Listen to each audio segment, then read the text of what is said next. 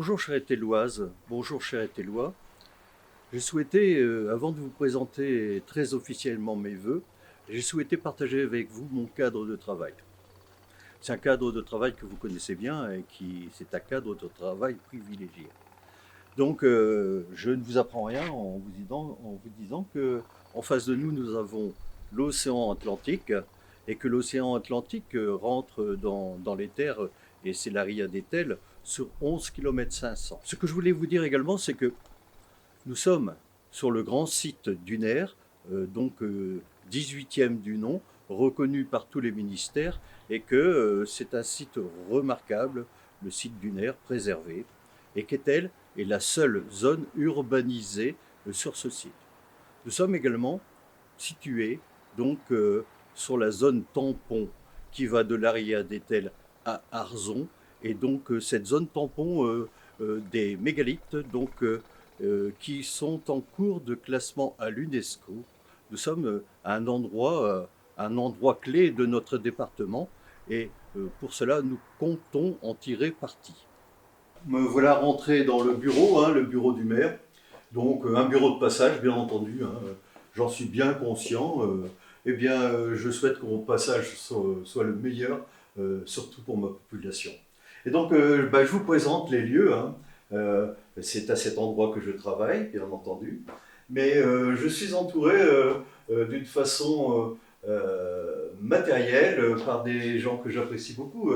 Patrice Malenfant, donc une peinture de la pêche au thon des années 30 d'Etel. Nous avons ensuite une vue sur le thon d'Etel qui a été confectionné et installé sur un rond-point, en aluminium, rappelant les conserveries et la pêche au thon, et est fabriqué par le lycée Émile Jam. Ensuite, une peinture de Yves Ferrec. C'est cette peinture qui était sur la glacière quand on en faisait l'opération de promotion, hein, avant même que les travaux ne démarrent. Jean-Pierre Rousseau, un peintre qui est très proche d'Etel et qui a fait don de sa collection en grande partie au musée des Tonniers et a envoyé aussi pour la municipalité un souvenir. C'est sa façon de voir les tonniers avec la modernité, son coup de pinceau, une personne d'intérêt. Voilà, nous sommes rentrés maintenant, j'ai pris place à mon bureau, à l'endroit où des choses importantes, des décisions importantes se prennent.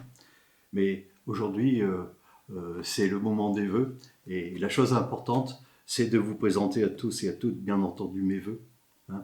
Et donc, je ne souhaite oublier personne, mais en premier lieu, mes vœux vont vers toutes les personnes qui s'occupent de notre sécurité, et je veux penser aux CROSA, je veux penser aux pompiers, je veux penser aux gendarmes, et également la SNSM, et enfin et surtout et particulièrement les soignants.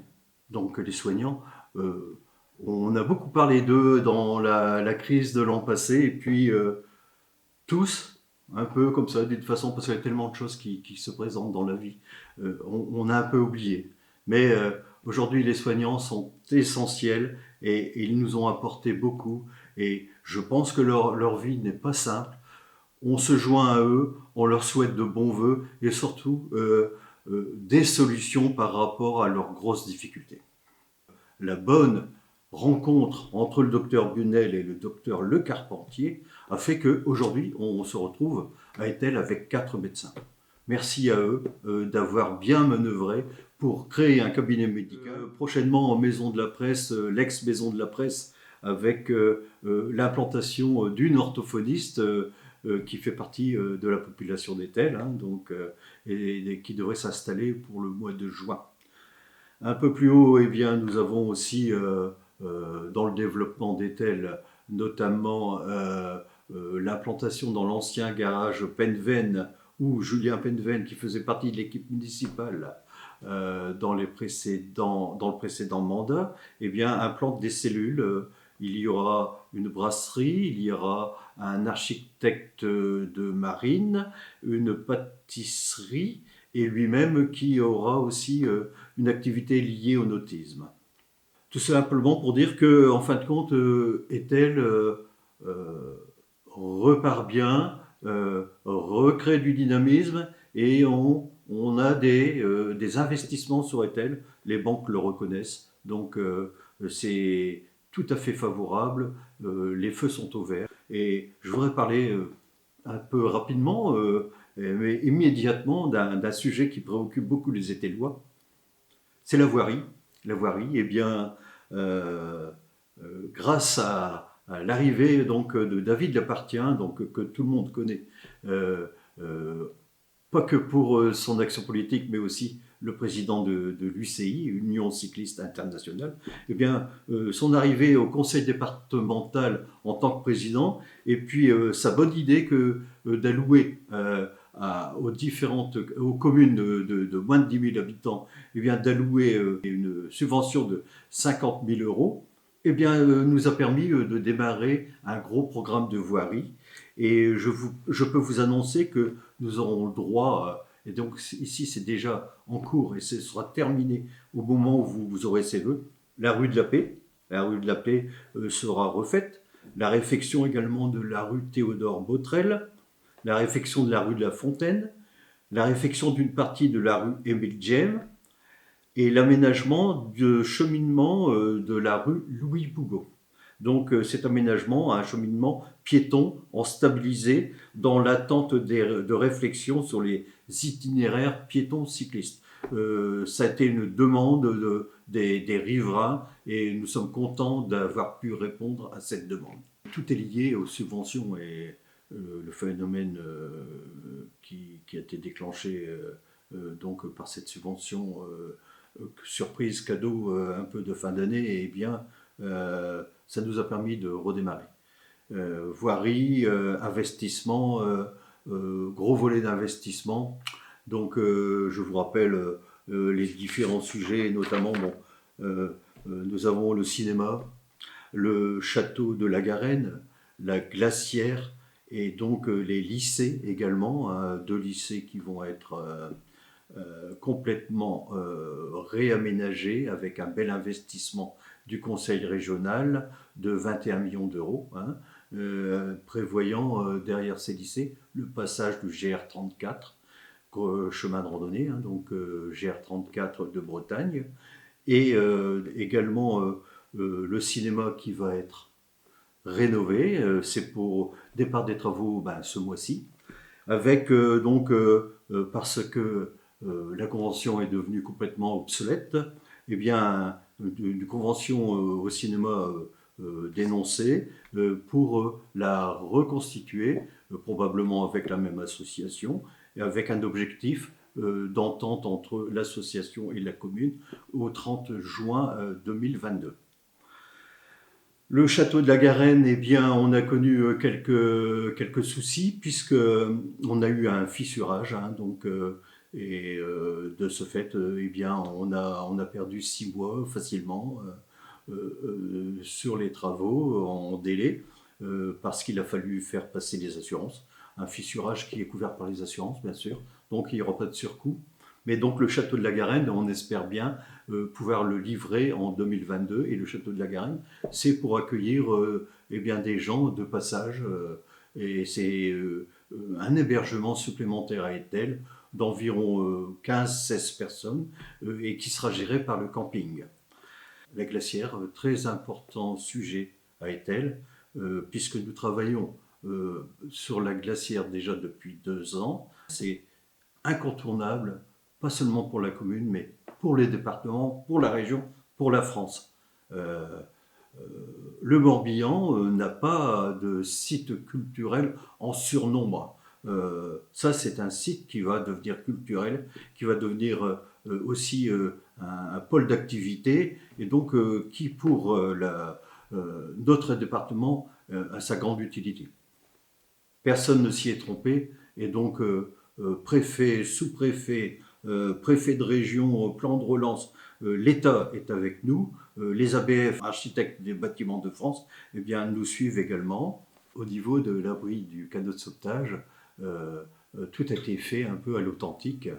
Et si l'abri du canot de sauvetage en face était sous l'autorité de la Compagnie des Ports, je me dois de dire que, au nom de l'histoire de nos marins et tes lois qui ne sont parvenus quelquefois dans les tempêtes 1930 et autres, eh bien, la municipalité a apporté une grosse participation financière pour la réfection de l'abri du canot de sauvetage, qui, sans cette aide, sans ce fonds de concours de la municipalité, ne serait peut-être pas encore fait. Donc un coût de 500 000 euros pour l'abri du canot de sauvetage, avec une participation municipale de 140 000 euros. Je reviens donc sur la glacière pour vous dire que, eh bien, on fait tout ça à l'authentique et qu'aujourd'hui, elle présente un état plus que séduisant et on sent un net frémissement et puis les gens venir vers nous, à la fois télévision, reportages, également très proche de nous, la Fondation du patrimoine qui eh bien, vient de nous faire un cadeau de Noël extraordinaire puisque pour le projet de la glacière, ils viennent de débloquer 50 000 euros. C'est pas peu pour une commune comme la nôtre. Sachant qu'avec la mission Berne, le loto, eh bien, nous avons obtenu une subvention de 406 000 euros et qu'à ce jour, les dons, 360 donateurs, les dons, eh bien, on arrive à un montant de 120 000 euros. C'est remarquable hein, par rapport à tout ce qui est lancé au niveau des dons. 120 000 euros déjà, c'est reconnu comme étant vraiment une grosse participation. Je vais donc profiter et remercier ces donateurs. Chez les donateurs, eh bien, chez les particuliers, on a eu un don exceptionnel de 10 000 euros. C'est le plus fort don. Chez les professionnels, eh bien, on a eu des dons qui vont jusqu'à 22 000 euros. Ces dons sont renouvelables. Hein, j'hésite pas à demander, c'est pas pour moi, c'est pour ma commune. Hein, donc, on peut renouveler ces dons et on a toujours les mêmes déductions fiscales. Eh bien, vous voyez que cet investissement de la glacière, c'est un sujet important. Je le dis, c'est le bel investissement. Il se fait sur une décennie, déjà quelques années, ensuite encore quelques années derrière. Et c'est ce qui va permettre à Etel de rayonner et d'avoir son histoire qui va se rapprocher de son avenir. Puisque le musée d'Étonnier qui s'y installera avec le grand site dunaire, une vitrine du grand site dunaire et aussi l'office du tourisme, ça va devenir une plaque tournante avec plein d'activités autour. Hein, les cabines de marée, le restaurant chez Luce qui va être rénové, hein, et donc plein de bonnes choses à venir. Pas que la glacière, mais aussi sur les bons investissements, sur les bonnes décisions. Eh bien, je veux vous parler de l'ancien EHPAD. L'ancien EHPAD était prévu à la destruction et donc suite à des contacts avec les services de l'État et le sous-préfet Jean-Francis Treffel à l'époque, nous en avions discuté et considéré que c'était dommage que de supprimer un bâtiment encore en bon état à cet endroit dans la bande des 100 mètres et donc que c'était vraiment dommage que de ne pas profiter de ce bâtiment. Il a été décidé du coup, plutôt que de faire l'EHPAD et de raser l'ancien EHPAD, de faire l'EHPAD sur le terrain de foot. Et ce nouvel EHPAD a été livré en mars dernier et tout le monde est très heureux de pouvoir y vivre puisque 69 personnes y sont accueillies. Une grosse liste d'attente est en place et que on est heureux de pouvoir accueillir en unité fermée une dizaine de personnes. Donc des gens avec des difficultés Alzheimer ou autres. Et donc, de ce fait, cette EHPAD a été livrée, tout le monde est bien heureux, son directeur le premier. Donc, hébergement, il faut en prévoir. Nous avons déjà des choses qui fonctionnent, puisque le camping, qui est ouvert à l'année, donc ça fait maintenant, on est dans la 3e année, et le fonctionnement du camping ouvert à l'année, qui accueille maintenant majoritairement, parce que le bouche à oreille fonctionne bien, et que Etel devient une destination choisie, hein, et Etel accueille tous les camping-caristes pendant la saison d'automne, et même en hiver, où certains sont venus passer leurs vacances de Noël au camping. Et ces camping-caristes, ça a le gros avantage de ne pas être dispersés d'une façon sauvage, eh bien, sur le grand site dunaire. Et tout le monde est content de cette situation. Et particulièrement aussi nous, municipalité d'Etel, puisque d'année en année, les records financiers sont battus, puisque cette année, l'information que je peux vous donner, c'est que le camping en chiffre d'affaires a rapporté 530 000 euros, ce qui est remarquable, hein. Je remercie au passage son gestionnaire et puis les gens qui y travaillent, tout comme je remercie l'ensemble de mes services, hein, qui sont aussi à la base de ce succès, quoi. Évidemment, bien content, hein, de pouvoir présenter des bilans favorables, mais bien entendu, tout le monde n'a pas la chance de vivre avec des grandes facilités. Et donc, nous avons aussi, comme dans beaucoup de communes, un service social, le CCAS, qui fonctionne bien.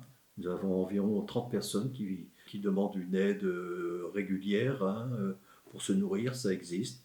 Mais personne ne reste sur le bord de la route, bien au contraire. Nous avons l'exigence de 20% de logements sociaux. Et c'est complètement respecté. Les promoteurs jouent le jeu, hein. Et aujourd'hui, par exemple, je rends hommage à Bernard Géano, hein, qui va livrer les terrasses du port. Et sur les terrasses du port, courant janvier, seront remises les clés pour 9 logements sociaux. Voilà pour ce volet, hein, donc ce volet social qui est important, essentiel. Et ça fait partie de la vie de la commune, le social bien sûr, mais il y a aussi l'associatif. L'associatif, tout le monde le sait bien, hein, nous avons de nombreuses associations, et que je peux vous relire, hein, exactement la même chose que l'an passé, hein. Je veux dire aux associations tout notre soutien et notre solidarité.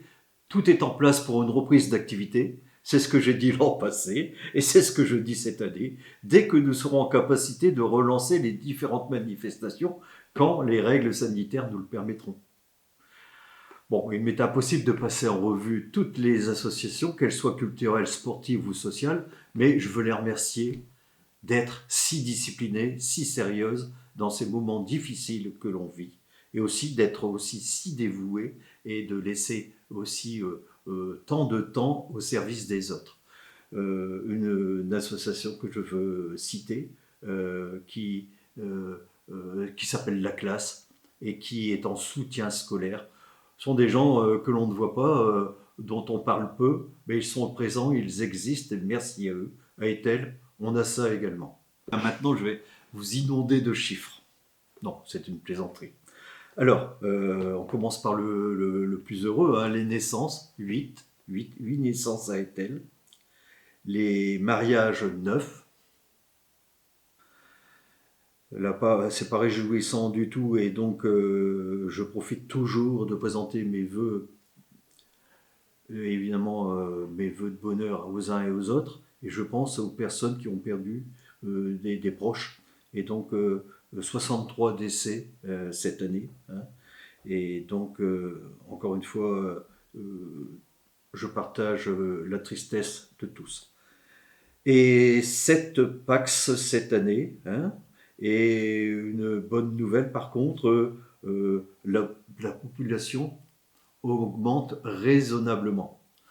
Alors je dis raisonnablement parce que je ne suis pas un fada d'une augmentation importante. Moi, je ne lie pas la qualité de vie à une augmentation de population, hein. Donc, mais je peux vous indiquer que l'an passé, nous étions 2198 et que cette année, nous sommes 36 de plus, 2234. Donc, une croissance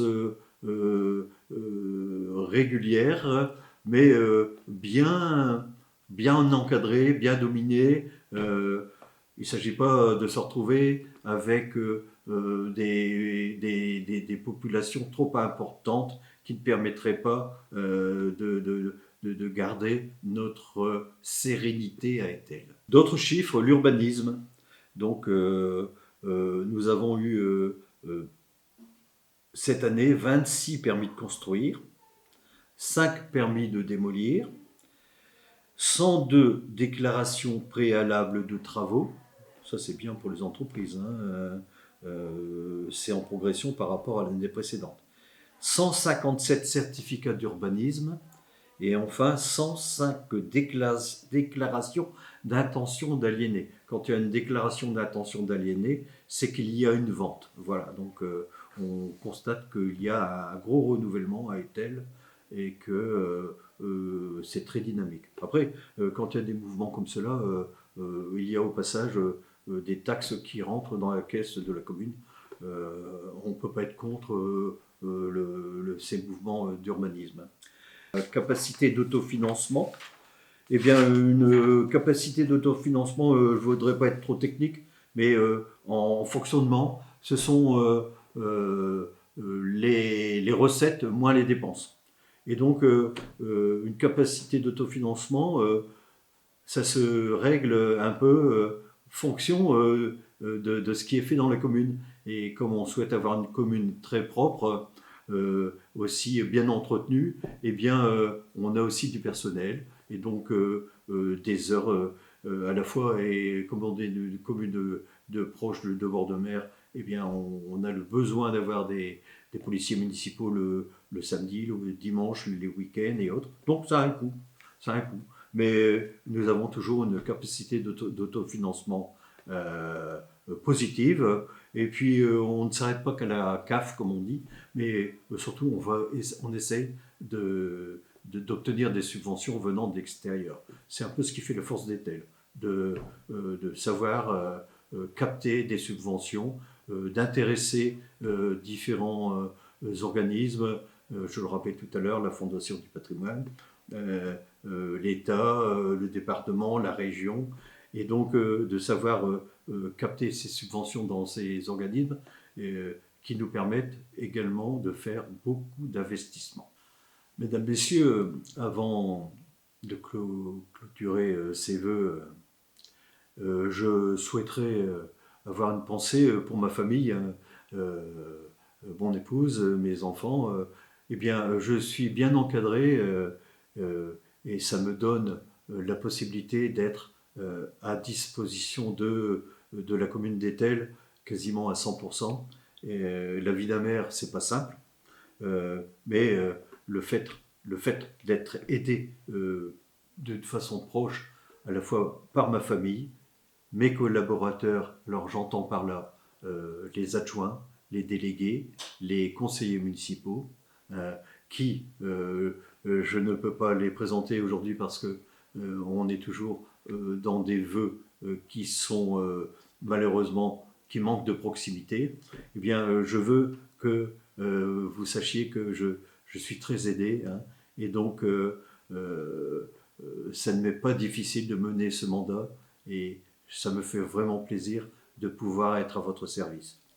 L'année 2022, je l'espère, sera de nouveau riche, pleine de projets, pleine d'enthousiasme. Il me reste en conclusion de ce discours à vous renouveler mes vœux les plus chaleureux et les plus sincères. Santé, bonheur et succès pour vous et vos proches, avec une pensée pour toutes les personnes qui se trouvent dans les difficultés.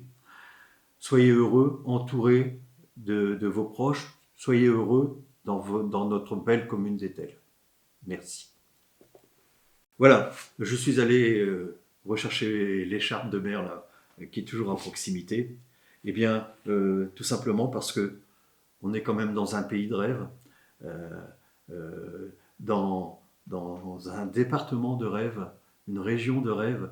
Et donc, pour cela, je voulais dire vive la France, vive la Bretagne, vive le Morbihan et vive Etel. Merci.